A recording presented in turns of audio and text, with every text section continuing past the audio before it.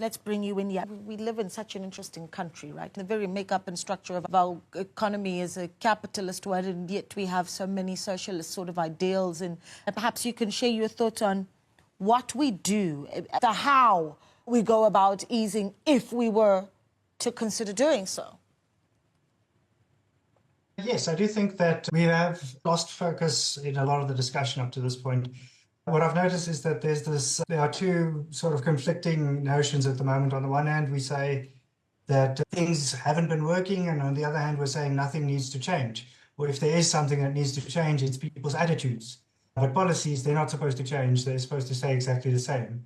And that's despite the fact that everybody here, I'm not sure if anybody here is going to say that the past 2 decades, past 3 decades have been an enormous success, economically speaking. That's one of the things that the report highlights, is the fact that our GDP has stagnated for the past 2 decades. That's a policy failure.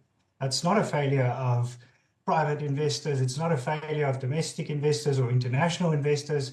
It's not a failure of international institutions or our trade partners or anything else. It's a failure on our part to make investment an attractive option in South Africa. And until we get to a point where we understand that we don't have control over other people's attitudes, we only have control over the policy environment in South Africa, then we're not going to move forward. But we can't say that we're completely disgusted with the outcomes that we're seeing, where we've got way too high levels of poverty, way too high levels of unemployment.